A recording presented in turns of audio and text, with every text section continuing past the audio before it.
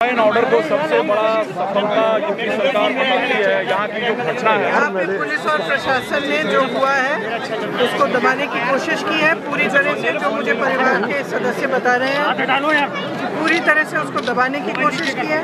जिस तरह से हाथरस में अंतिम संस्कार किए गए थे, लगभग उसी तरह से यहाँ पे किया गया है। इन पर दबाव डाला बीच रात में अंतिम संस्कार करने के लिए, और परिवार वाले बिल्कुल असंतुष्ट हैं। कल रात तक एफआईआर में इन्होंने जो धाराएं लगानी थी वो भी नहीं लगाई। अब मुझे पता चल रहा है, हमारे प्रत्याशी जी कह रहे हैं कि इनको बताया गया है कि कल रात को जब इनको पता चला कि हम लोग आ रहे हैं यहाँ, तब शायद इन्होंने हो सकता है कि कुछ धाराएं ऐड की हैं, लेकिन किसी को कुछ नहीं मालूम। एफआईआर की कॉपी अभी परिवार को नहीं मिली है, डरे हुए हैं, कह रहे हैं कि पूरा पुलिस प्रशासन मिली हुई है। और एक यहाँ के कोई अनिल शर्मा जी जो है, उनका बार बार लगातार फ़ोन आ रहा था पुलिस को जिस समय ये सारा हुआ, तो उनको शक है कि शायद उनका कुछ इसमें इन्वॉल्वमेंट है किसी स्तर पर, और इसको दबाया जा रहा है पूरे मामले को। हमने उनको ये आश्वासन दिया कि हम इस मामले को दबने नहीं देंगे।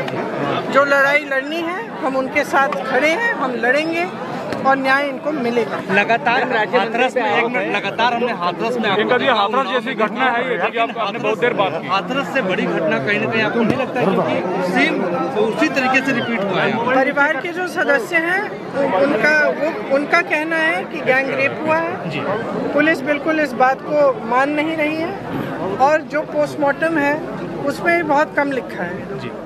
और जो इनकी नानी है, जिन्होंने पैर पकड़ के, उन्होंने कहा कि पैर पकड़ के उन्होंने प्रशासन पुलिस से उनसे विनती की कि उनको देखने दें अपनी बच्ची को, नहीं देखने दिया, उनको ढकेला गया, वो गिर गई और उस बच्ची को ले गए। और उनको ये भी बात आ रही है कि ये बात सबसे पहले जब ये हादसा हुआ तो सबसे पहले परिवार के सदस्यों को पुलिस ने इत्तला किया।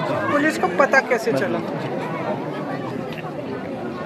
तो बहुत सारे सवाल हैं, उनका जवाब हमें मांगना है और इनके लिए लड़ना है, क्योंकि जो हो रहा है बार बार वही चीज हो रही है। दाह संस्कार को इस केस में भी कह रहे हैं लड़की के ऊपर कुछ इल्जाम लगा रहे हैं, हाथरस में भी किया, उन्नाव में भी किया, बार बार यही हो रहा है। पुलिस और प्रशासन सिर्फ और सिर्फ जो अत्याचार कर रहे हैं, जो अपराधी हैं, उनकी तरफ खड़े रहते हैं, और जो लड़कियां हैं उनको कोई मदद नहीं करता। पुलिस और प्रशासन एफआईआर भी नहीं दर्ज करता टाइम पे, और जब दर्ज करते हैं तो हल्के हल्के धाराएं डालते हैं।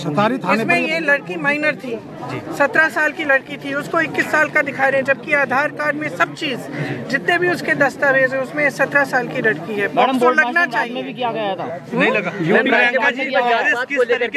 कांग्रेस किस तरीके से इस पीड़िता की मदद करेगी, क्योंकि हाथरस मैं हर तरह से मदद करूंगी, जिस तरह से उन्नाव में हमने किया, जिस तरह से हाथरस में किया। हमारे लोग हैं यहाँ, वो लोग यहाँ पे मौजूद रहेंगे ताकि इनको डराया धमकाया नहीं जाए।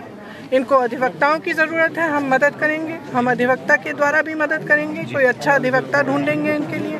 जो एफआईआर में धाराएं लगनी चाहिए उनके लिए दबाव डालेंगे, हम राजनीतिक दबाव डालेंगे, हम लड़ेंगे इनके लिए, क्योंकि इनका हक है कि इनको न्याय मिले। इतना बड़ा हादसा हुआ है इनके साथ, और आज तक आप लोगों ने लिखा भी नहीं है। आप तब लिख रहे हैं जब नेता आ रहा है यहाँ, तो आप भी सोचिए यहाँ पे हुआ है, आप लोगों ने लिखा क्यों नहीं है, आपने दिखाया क्यों नहीं है मीडिया में? सोशल मीडिया दिखा रहा है, तो मेन मीडिया क्यों नहीं दिखा रही है? क्या छुपा रहे हैं? किसके दबाव में है? ये गलत है, पूरे समाज के साथ गलत है, परिवार के साथ और पूरे समाज के साथ। मीडिया लिखने पर मुकदमा दर्ज हो जाता है पत्रकारों पर, जो है आपने देखा हाथरस में क्या हुआ।